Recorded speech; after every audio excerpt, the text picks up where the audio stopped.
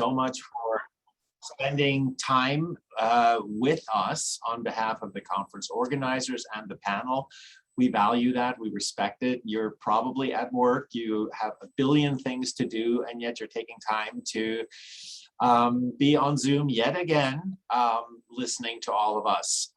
We are going to be spending an hour together. Our focus really will be on partnership, fostering stronger communities, working with families, how we do what we do, and you will meet the panel in a minute. They each have deep expertise in this through their work, through their own passion. And the way we're going to structure it, we're not going to just, go person to person, then question to question, have everybody answer it. Our hope is to have a organic dialogue with each other and also with you. The chat function will be available to you to ask questions. One suggestion is maybe hold off bigger questions towards the end. We will make room for that. However, if a question pops up during the conversation and it's just really important to you, put it there. We have folks monitoring the chat, and we don't mind being interrupted and answering a question that sort of is extremely urgent. So really the first segment will be just going around to meet each panelist, and what we want to know is, not just who you are and what you do, but maybe a little bit more about who are you and why do you do what you do. And then if you could link the introduction to the topic of working with community, with family, building these effective bridges, and what that means to you in your daily work, I think that'll be a great kickoff. And there is no particular order, so I'm just going to go with the window that's closest to mine, which right now is Sue Jones. Hello, Sue. Who are you? Hello, Michael. Thank you very much. And I was really hoping not to be the first one, but here I am. So you're all welcome. My name is Sue Jones, and I am a special ed teacher with Broome Tioga BOCES, currently in the role of a trauma-informed practices coach. So prior to getting into education, I was a case manager professionally for 13 years, and very fortunate to have worked in different areas, different organizations, such as social services. As an outpatient case manager, I worked for the ARC, which is now Achieve, as a vocational rehab counselor. I was fortunate to be an intensive case manager and also worked at the hospital. And here I am in education now. What got me into education was as a substitute teacher. My previous were working with individuals with disabilities out in the community in a variety of organizations. And when I got into the role of a substitute teacher, I felt as though at the time that system was functioning in their own little bubble. And I was coming from a variety of backgrounds and understanding about community organizations and what is available for individuals and families with disabilities. And I realized I could either complain about it or go back and do something to change that. So I did. I went to Binghamton University full-time, 2.5 years, was able to receive my dual certification, and have just been able to take my passion about building partnerships, understanding, working collaboratively with families in my role as a special ed teacher, recognizing the wealth and knowledge and expertise that our community partners in health, social services, civic organizations have, thinking about that whole child, including the family as part of that unit, and realizing that we are not able to do what we can in education without those critical trusting partnerships. So as a trauma coach, as somebody that's been researching and looking into the impact that trauma has on brain development and how we can effectively improve outcomes for our students and families. I am very blessed to be in a role where I can take that knowledge and experience and bring it out across instructional programs at Broome-Tagoe BOCES with a very supportive administrative team and coworkers. Thank you so much, Sue. That whole notion of trauma, I think that's something we should pick up a little bit later, particularly in light of the keynote, which, brought that whole COVID experience, to the forefront, because that collective trauma, I think, is probably worth a little bit more conversation. Ms. Mackenzie St. John, you are next up, and delighted to have you here. Hello, Michael. Thank you for having me. I'm super excited to be here. So my name is Mackenzie St. John. I am a junior and recent transfer student in the social work program at Binghamton University. I've been closely associated with Binghamton University Community Schools program since about 2015. I started off as a camper in their summer zone program, just because I was, was told of the opportunity. I was like, oh, this could be fun over the summer. Little did I know I would be hooked ever since then, and it would shape the rest of my life going forward. I learned so much just from that experience alone. It really showed me what I was passionate about in life. It got me super stoked. I didn't know anything about social work at the time. And, through that program, it's just been amazing. I'm so grateful for it. And yeah, I've worked closely with them ever since then. Throughout high school, I worked with their drop-in program with Kita, trying to get that up off the ground and running in my local school. And yes, since then, I'm trying to do best I can. I think one of the things I'm most passionate about is promoting equity in society and seeing that everyone has a fair chance at success, especially it's greatly informed my work with families, schools, and communities. And it's been the primary source of my motivation, because without equity, how can a society truly thrive? Absolutely.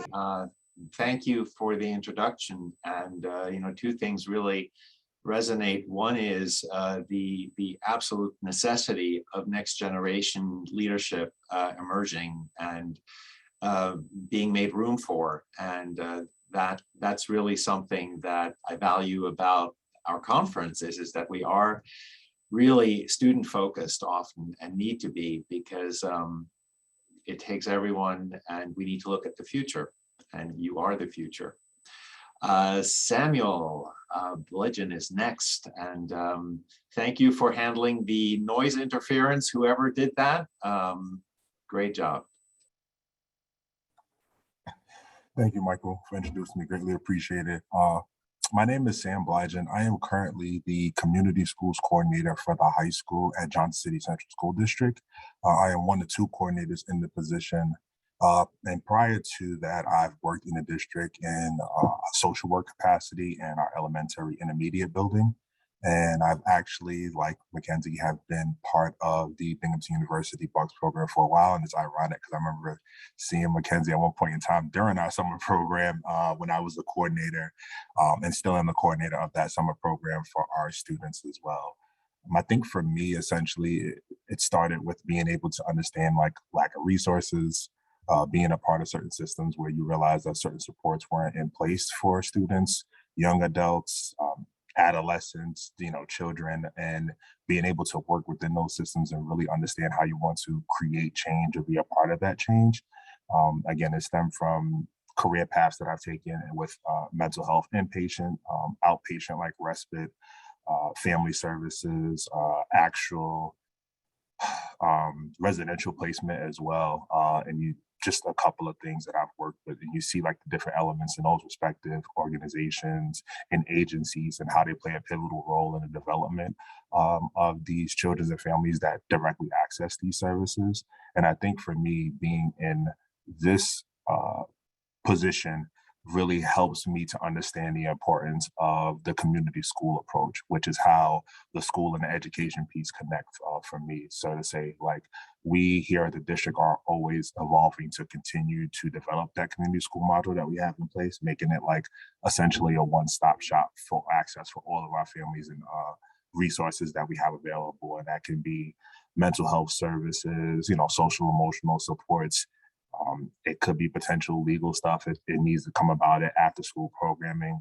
Many of our community partners have been able to establish connections with us, and we've been able to work with them to really create the branding and the ideology of the importance of community schools. And I think here at the district, we're always continuing to evolve and working with respective individuals, our social workers, our guidance counselors, our, principals, admins, teachers, staff, whomever is willing to work with us, we're willing to work with them. But I think for us as a community school, really understanding the important primary goal, which is meeting the needs of our families, meeting the needs of our students, and really being there to support them, and also being those advocates and allies for them. And as one of the coordinators, that's my task is to continue to keep doing that, be able to support these families and have a good time, from time to time, but also let them know that they do have people here to support, and also try to get rid of some of those notions of the stigma sometimes that are correlated with schools, when it's like, if a school is contacting you, it's for something bad. We're trying to break that mold for community schools and let you know that we're contacted because we care, we want to support, but it's also can be for good, and just looking to prosper. So I'm glad to be a part of our team here. Glad to have been offered the opportunity to come to this panel, and I thank the team for having me today. Absolutely. The integration of support and services that you're talking about, I think, is very familiar to each one of us and a lot of the people who are listening, and focusing on the strengths and the positive, definitely important. Let's shift to Tara Edmunds. Welcome. Thank you, Michael. I'm honored to be a part of this panel today. So thank you for inviting me. My name is Tara Edmunds, and I am currently the Assistant Director for Binghamton University Community Schools. And I have been involved with community schools in different capacities since about 2016. I began my work with Bucks as a family and community engagement coordinator, and then transitioned to the community school coordinator role. Community schools have provided me with various opportunities to connect with schools, higher ed, organizations, and various families that have allowed me to be a part of and advocate for change. So like many, both in my professional and personal life, I want all children to succeed and be provided with equitable opportunities within their schools and communities. And as we know and have heard from Dr. Simpson, this is especially important now, more now than ever. Something I realize I'm really passionate about is family engagement. I've learned with my work with community schools that parents and guardians need to be real partners in education for change to occur. In this partnership, students and parents should feel connected, and teachers should feel supported. When parents seek change and better options for their children, they become real partners in the educational system, and children are supported. And the work of family engagement is particularly important to me because experience has taught us that the adults in the school building cannot drive change by themselves. It has to be a collective effort. And I've witnessed in my previous roles firsthand some of the positive impacts of engaging families and guardians and leveraging resources and opportunities to support the whole child. Thank you. And that leaves our last box, Maribel, and I'm going to say your name wrong, Tineo? Yes. Well, thank you for having me. It's an honor to be here. I currently am a visiting professor at Binghamton University in the Human Development Department. But prior to that, for almost 30 years, I was in the New York City public school system in various capacities as teacher, as staff developer, as administrator, and as policymaker. I grew up was born and raised in Harlem, New York City, and was also a product of the public school system. So I sort of experienced both the challenges of the community that I grew up with, along with strengths that it had, but then also was fortunate enough to to have teachers that were very committed to helping me be a successful student. And I've always been grateful to that. And I've always been very aware that I was born at a particular time where I was able to see a lot of the fruits of the movements that preceded me, and have always been very, very aware of that and grateful. And having seen how budgetary cuts and sort of new challenges emerged for schools, I decided to go back into the public school system because I wanted to, I do believe in individual power and how one individual, I believe, obviously I believe in the collective, but I believe that individuals also have a responsibility to give back and to be a positive force. And so I wanted to be both an individual power, but also be part of a collective power that could help schools sort of not channel their challenges against families and students, but rather think creatively and with commitment around ways that they could leverage budgetary and time and personnel resources so that families and students and communities could be treated with dignity. And so that rather than replicate some of the structural sort of inequalities, that we could actually counter them through this very creative and committed effort to think about our resources and how do we organize them to better meet student and family needs. And so that's what I tried to do in the last 30 years in the New York City public school system before I came to Binghamton. And so I was very happy to be introduced to community schools because it seems to have a lot of the same goals that I'm still committed to. So I thank you very much for being here today, and I look forward to hearing from my co-panelists and from everybody else. Thank you so much. Thank you, Maribel. Wow, quite a bit of food for thought in just your introduction. One being how, this process of diversity and equity and inclusion, which, we are really conversing in these days. It's important to keep in mind we stand on the shoulders of social justice advocates of past generations who have really brought us to where we are now. And as challenging as we have it now, it is farther along than where it was. And each of us brings our own passion and our own background, which you shared, into our jobs. And I think that's so powerful, particularly in education, because when you speak to educators, often it is that personal root of what education meant to them that then gets passed on in their work. Very quickly, and I don't want to take time away from the panel, I really didn't introduce myself.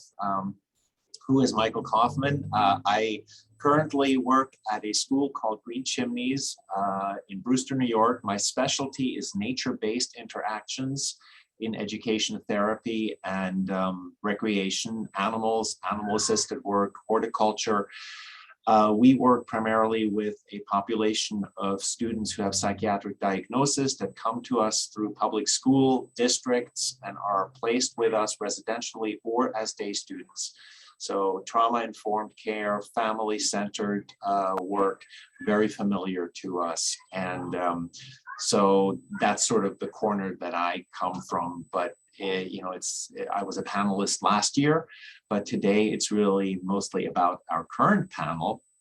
And I guess one of the questions that sort of is out there, yes, working with families and schools and communities, it sounds very, it's a good thing. Who would oppose that?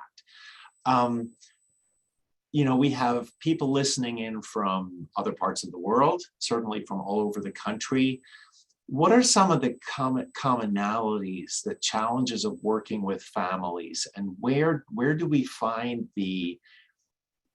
what are some of the obstacles that we have to work against so that we really can establish these communications? What supports it and what hinders it?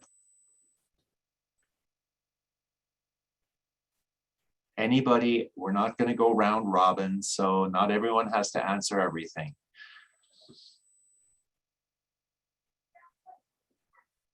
Well, I'm going to speak obviously from the perspective of my years in the New York City public school system.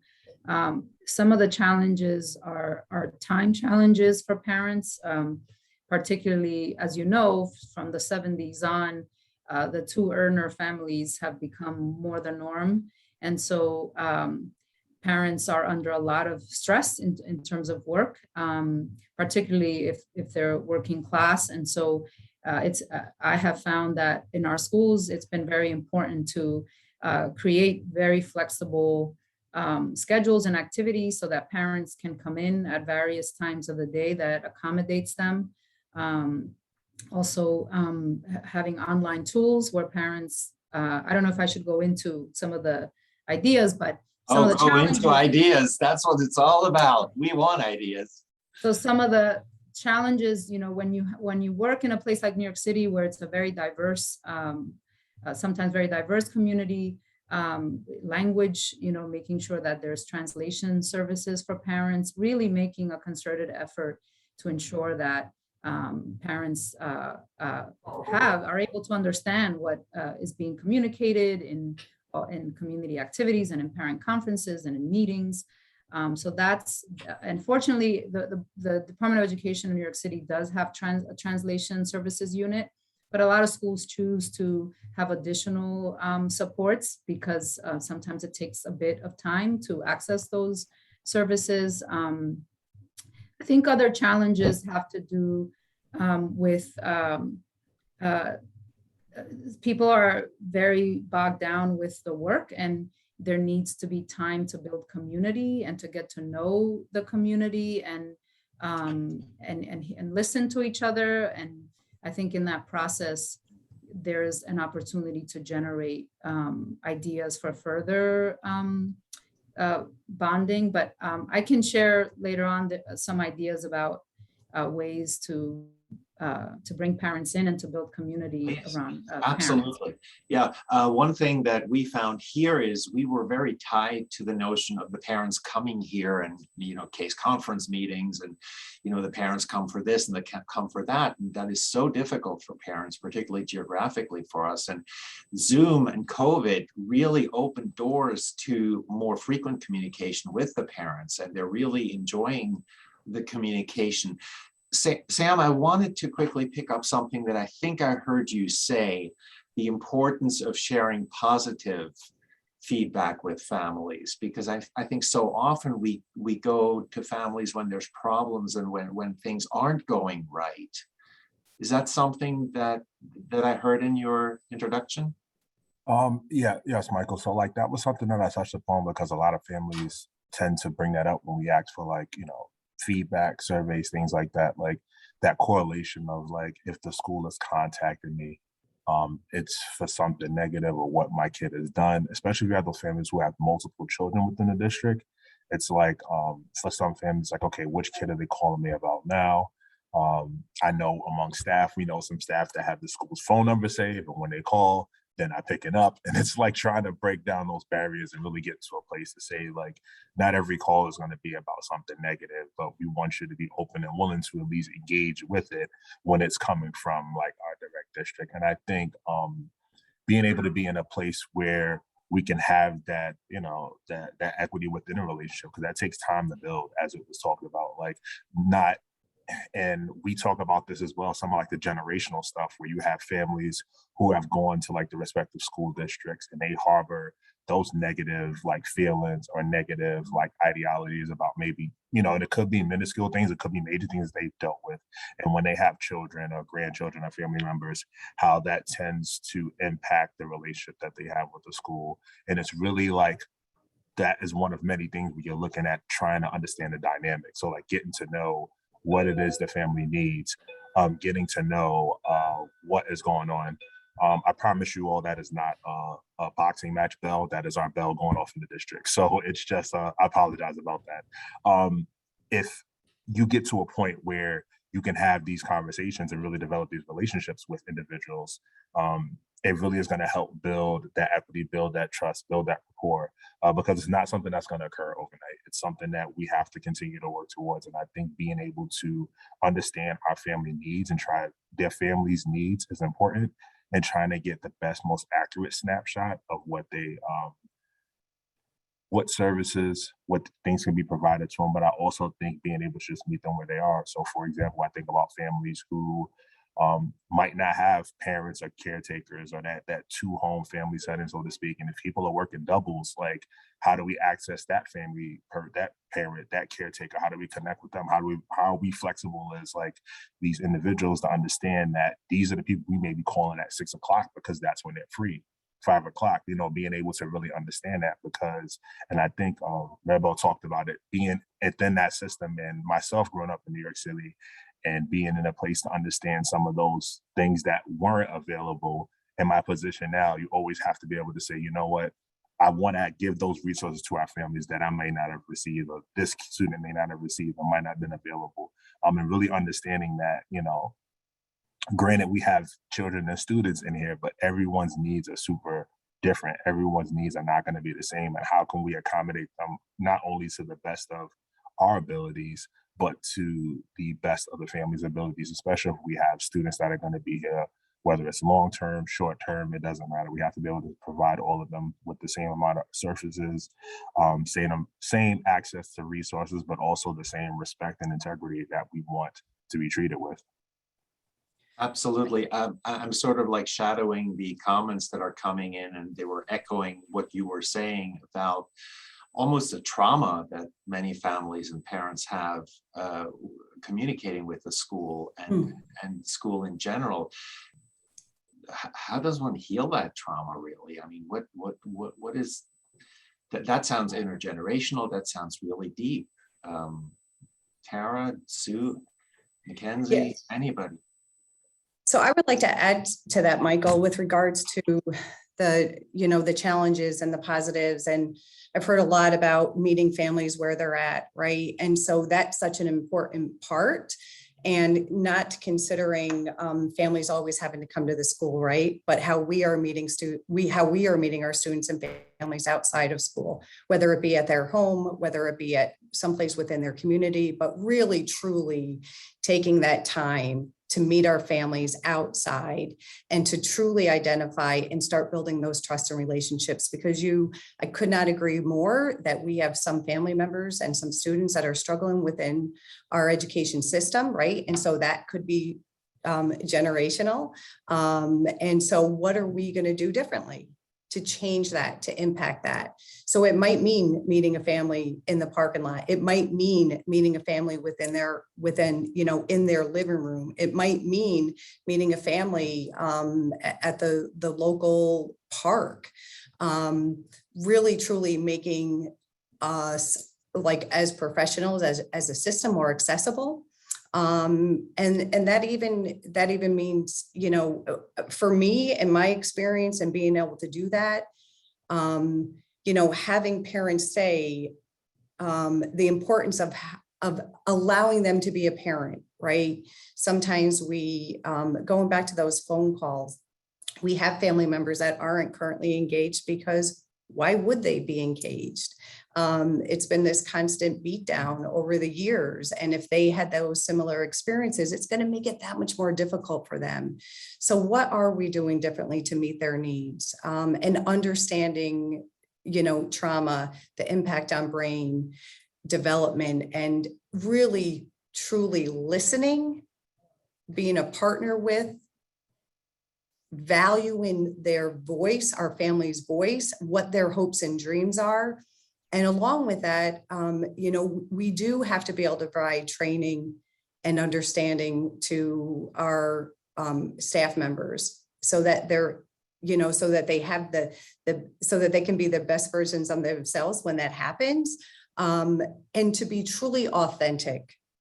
Because if we can't be truly authentic in our work and our attempts, that's such a disservice to our families, and we're just continuing to re-traumatize. So, I mean, we need to do better than that. Thank you. Interesting.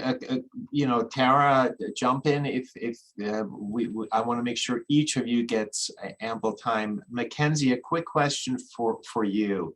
In terms of student preparation, and how do you feel in your own preparation of working with families and doing the kind of outreach that Sue is just talking about? And what support do you see? Does this resonate with you? Oh, absolutely. I come from a family and a school district that I'm the third generation to be in, that school. And there were struggles in each generation, and they changed as time went by. And I think it's really important to have parental and family engagement and resources that they can connect to. I think that in regards to interfamily relationships, it would greatly improve them. I know with my family, it's always a rat race to try to make sure you're one step ahead of all your responsibilities and get what you need to get done. That time together is very limited. So a lot of my time in high school and with Promise Zone, my parents didn't know a lot about it. They didn't know what I was doing in school. They just knew I was up to something all the time. So I think, those opportunities to really get the parents involved and resources that get them engaged, I think it would really help them understand their students and their kids, as well as just the education system and environment that they're in every single day. I think it would build more harmony within it if there were more resources like that. And overall, it would have a positive impact. Thank you. Interestingly enough, this idea of home visits is resonating in the chat box in terms of the safety element of it, the difficulty of mustering staff who knows how to do it, and so forth. Tara, what are your thoughts? Well, I wanted to really echo what everybody has already said. But I think back to my work on the north side of Binghamton and trying to engage families and community members, not only with a local community center, but one of the local schools as well. And a lot of what it came down to was, yes, being authentic and developing trust and having time, all of those things that everybody's already talked about, but it's also being consistent and also without being pushy. So, I would reach out to families often just to let them know I was there, and I didn't always get a positive response, and that's okay, but just the continuous engagement I thought was really helpful, and to let them know that I wasn't going anywhere and that I was there to support them and their family and their child in any way possible. So I just wanted to echo what everybody had said. Very helpful, and consistency is something that we struggle with at my school in terms of social work changes, classroom teacher changes, and families developing these relationships with one of these professionals who then leave, and then the next person may or may not be as talented at maintaining the relationship. Is that a challenge in other schools and in other settings too? It is a challenge, I would say, even with our work with community schools. We do work hard to build those relationships, but then you're right, so as a result with community schools, we're trying to build more of a system and have it not be so directly attached to a person. So I think eventually we'll get there, but it's hard. It's really hard. And I still think about those relationships I've built, with those community members. So. Absolutely. We've talked about families up until now. Maybe we shift a little bit to the wider community, because one of the things we're supposed to be focusing on is families, schools, and building collaborative partnership in the community. What does that mean to some of you? And maybe the more specific examples you can give of what you feel are successful community partnerships.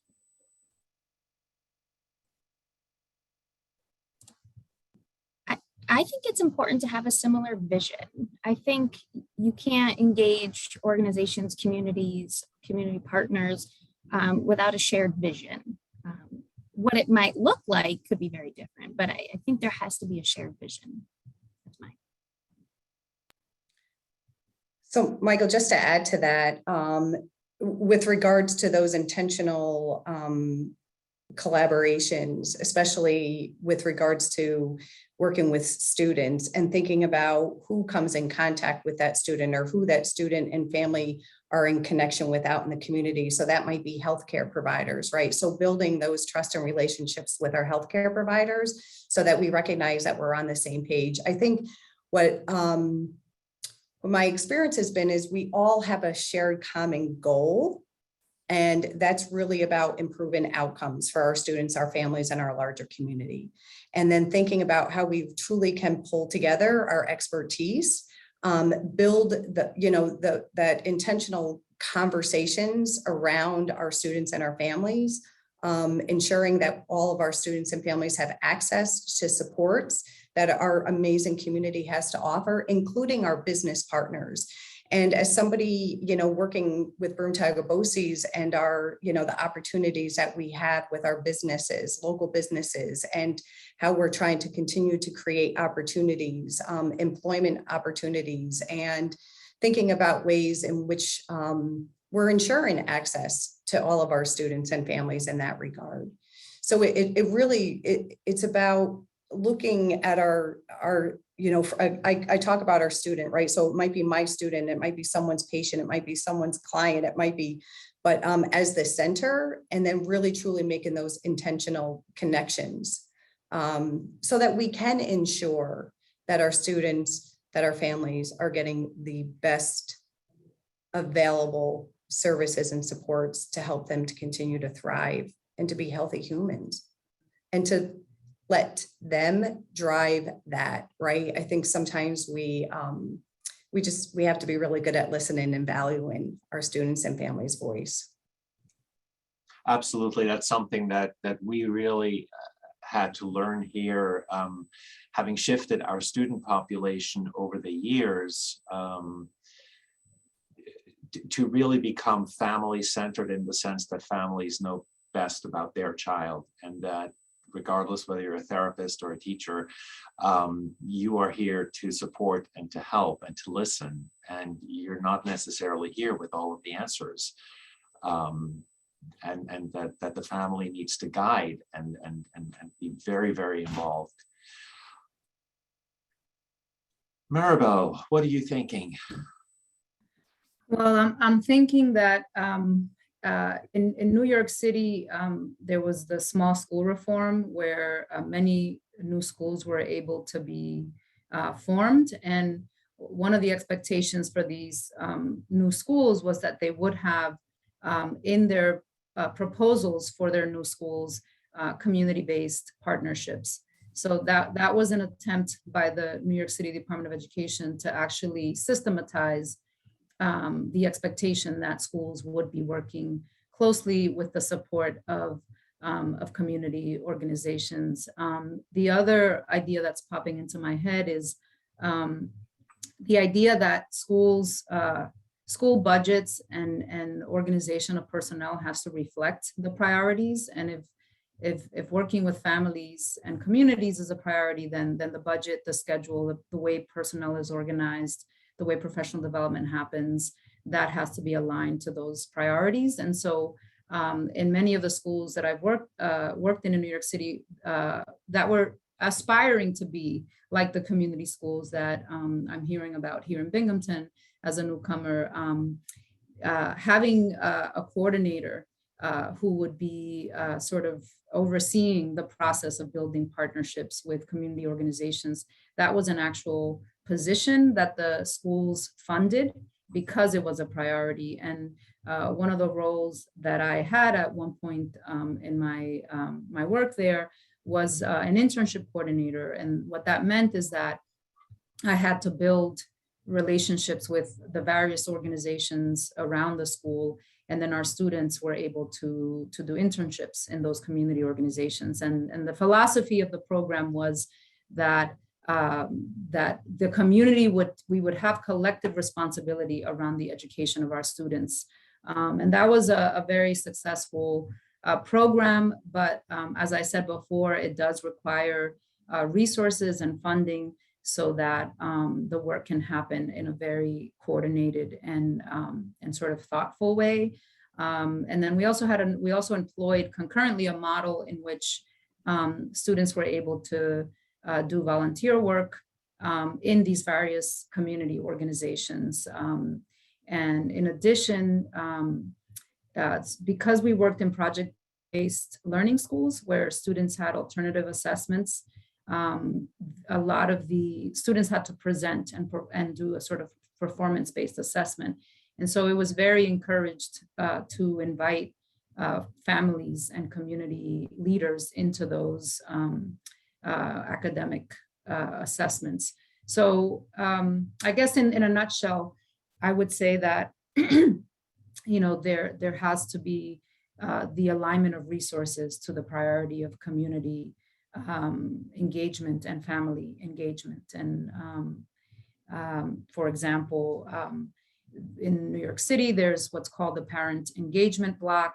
All teachers, and this is some people were asking about the union question. I think different schools have different levels of success with how to work creatively around parent and community engagement in a way that doesn't cause too much disruption and conflict with the union. So there are a lot of creative ways, such as a parent engagement block, which is supported by the Department of Education, in which all teachers across all public schools have a block in their schedule that is dedicated to parent engagement. And that could be conducting conferences with parents or calling them, or doing professional development around how to work with the community and parents. There's also, I don't know, I apologize because I'm new to Binghamton. I'm not sure if there's in Binghamton online tools where parents can access their students' sort of progress online, and they get a special code along with their children, and they're able to access and monitor their students' progress. A lot of schools also do advisory, which means that every teacher, in addition to their coursework, has a small group of students that they work with closely, and that then allows parents to have an additional contact that they can reach immediately in the school. A lot of big schools, for example, it's very hard to reach the office. And so having an advisor as another point of contact becomes really important for parents who may need to communicate something important about their child, or maybe there's a safety issue.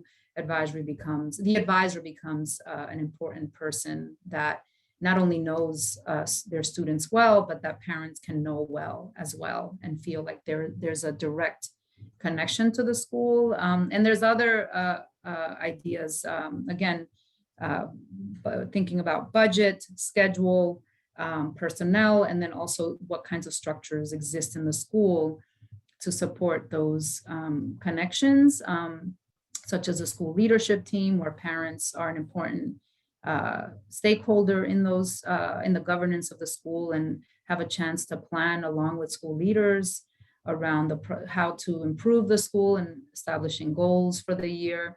So I think for me, I think one of the most important things is for schools to show their commitment to family and parent engagement through how they're aligning their resources to those commitments. And those resources are, as I said before, budget, schedule, personnel, and then also the structures that are in place to support the hard work that needs to happen, but that is a lot easier if those resources are aligned to those priorities. Absolutely. That is a whole series of really significant points. You know, the one that you mentioned that I simply don't know enough about myself. Are teachers, are school administrators, are prepared enough? Is there enough teaching and mentoring around this idea of working with families, with communities, or is it just something that evolves and is supposed to develop? That's one thing. The time is racing. I think we could do a 2-hour panel here. I do want to go back to the promise about the questions. The folks who've been monitoring questions, are there some that you feel particularly important for the group to answer?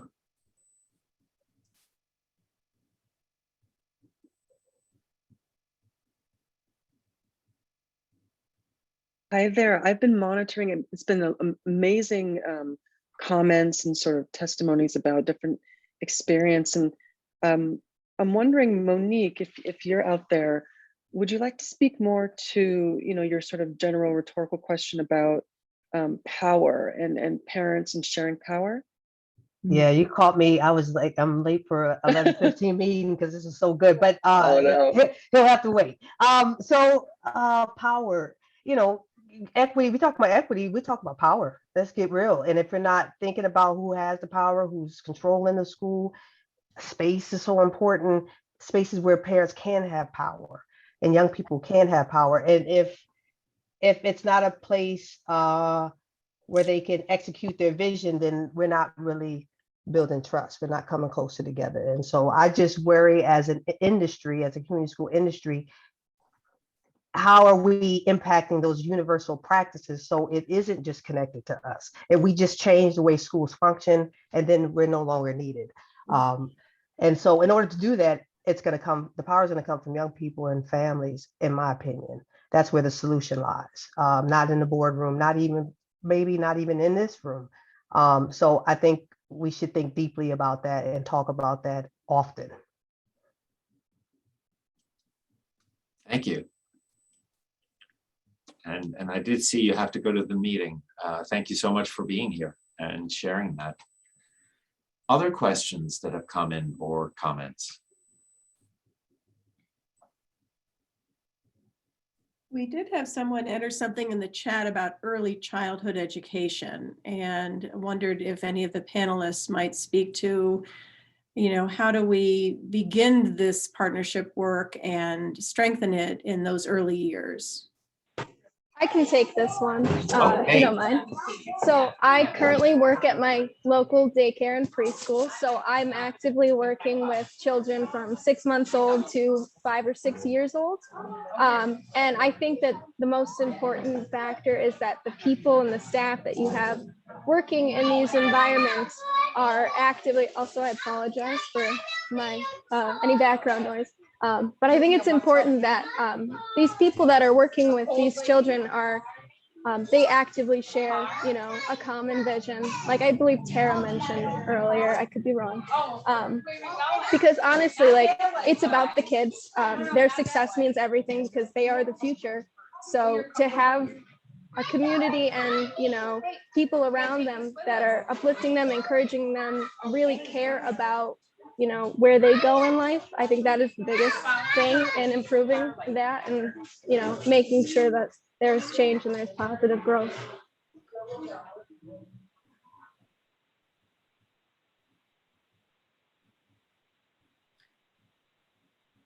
Michael, to your question before about our with regards to preparation for teachers, educators, administrators to be working with families, that was the experience that I had at Binghamton University, was that there was, courses specifically designed to build those parent community partnerships.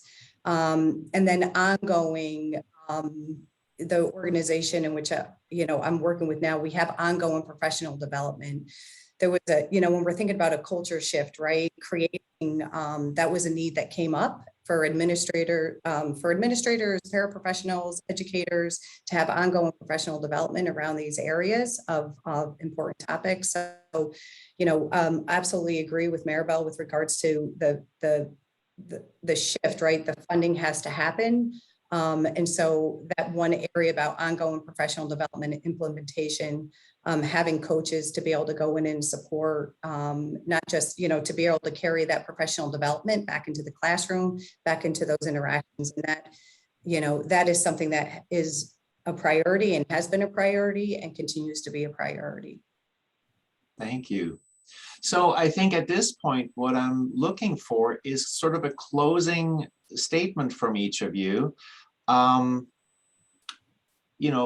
Sort of summarizing your thoughts after this conversation and also thinking about the people listening to us. What will you leave us with, and what's the takeaway? So maybe I'll start with Tara, if that's okay. Sure. I think the biggest takeaway is the impact of partnerships. whether it's with organizations, with family members, with higher ed. Partnerships can drive change. And I think also understanding that we are not the experts, the parents are the experts, the schools know what they need, conducting those needs assessments to bring in the appropriate partners too. I think just being intentional moving forward. And ultimately, I would love to see community schools everywhere. So I'm hoping that, with funding and the appropriate partnerships and people at the table, we can get there. So thank you again for having me. Thank you. Maribel. Well, I agree with Tara about the impact of partnerships, and I think the goal is to bring in and expand resources by bringing in families and community resources, and also in order to meet the needs of parents and families. And often I think schools are so overwhelmed and lack the support and resources that they begin to turn on their families and students. And that's the opposite of what we want, right? Because what we want is for the students and families who need us the most, right? And who need the most to get the most. And so I think that's why I agree with Tara in terms of those partnerships and really amplifying what we are able to count on to meet those needs. And I think treating families and communities with dignity and understanding and listening and sort of identifying not just the unmet needs or the lagging skills maybe in the students, but also really identifying the strengths, and so that those strengths could actually be used as part of also amplifying what we can all count on to have stronger schools that families feel trust in and that they feel are there for them, and that parents and families do have a real say in the school. And I think that does take professional training and leadership abilities, not just amongst the school leadership, but also amongst the teachers, and leadership from the bottom to the top.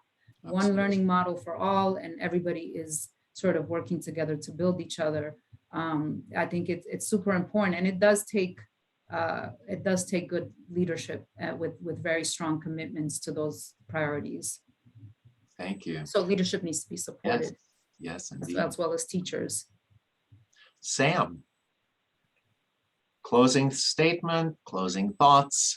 I think you're following what Tara and Maribel were just talking about, systems, but that dignity and respect. But I also think, like, when you're looking at that for the individuals that are being the forefront or being the ones that are working with these families, to never forget the importance of humility, really being able to be in a place where you are there as a clean slate to support these families and really understand, because essentially without them and the students, we wouldn't be in the potential positions that we're in. We wouldn't be able to support and do the work that we are here to do with them. And that's the key thing. We can't forget that who this is about, making sure that we are like humble in our work with them, understanding that every experience is a unique experience, treating it with like the most utmost respect, being able to not only respect the families and the students, but also respect like our colleagues and our partners, community partners that we work with, understand that almost there's an ecosystem kind of to this thing and how we function and who can do what and how we can support each other and really be able to lean on each other and create those networks. Like I can't talk about enough of how much it has helped us here in the district, just being able to have those connections with individuals, community partners, even from our Bucks community coordinators team, being able to just bounce ideas and support each other. So I really think in our practice of being these individuals, we can't forget the art of humility, but also we can't forget about who we're here to service and what the ultimate purpose of our work is. And it's to best support our students and these future leaders and people who are at some point we hope can take our place and pay it forward, or take our place in the sense of being able to be those agents of support and change in their respective communities. Because again, this ideology of community schools, the idea of schooling itself is going to be continue to evolve. And I think the only way it evolves if we have like these agents of change like ourselves who try to move forward. So just keep that in mind and really being able to be in the place and say, you know what, I'm here to help you. How can we do this? But also know how we can service and help ourselves and make sure we take care of ourselves too. It's another big point. Thank you. Making sure we're taking care of ourselves because Yes. we do a lot of work. We put a lot of time, a lot of hours into this. And that's how we can continue to support each other and look out for each other. But not forgetting our families, man, and forgetting that's who we're here to help. And that's the reason we got into this line of work. So. Thank you. Thank you. So we are down to the wire. We are at the 4-minute sign. So very quickly, Mackenzie, closing thought. Yeah, I'll go super quick. So closing thoughts for me basically reflect everything everyone else has said. I think equity is super important, making sure everybody has a fair chance and, making that happen like the best way we can. That's why I think the Bucks program is so incredible. And I'm sure Sam and Tara and I could go on for hours about that alone. So I would love to see something like that, like this type of program expand more, because I think it's so beneficial. Just the kids alone. And I mean, then there's families, the community, it's such a positive program. So seeing that extend as far as we can, I think would really be a game changer as like just moving forward in the future of education and, success in our youth and just seeing where we go as a community. I would love to see more of that. Thank you. And Sue? So just thinking about the issues of equity and access, this is not going to be impacted unless we can really truly raise up student and family voice, unless we can be self-reflective and accountable to ourselves and to our work, focusing on strengths, focusing on what our community has to offer, and our long-term goal in education with regards to improving family and student outcomes. Thank you. We have what we need to do. Yeah. So, this is a wonderful time to conclude. It really was a pleasure and a delight to talk to all of you. And again, thank you to the conference organizers for bringing us all together. And I have nothing wise to say at the end other than thank you to everybody. Thank you. Yes, thank you. Thank you, everyone. Thank you. Thank you all for Thank you being so here. much. So again, thanks for your participation and thank you to the panelists. That was awesome. And I'm going to stop recording this part. So now I'm going to invite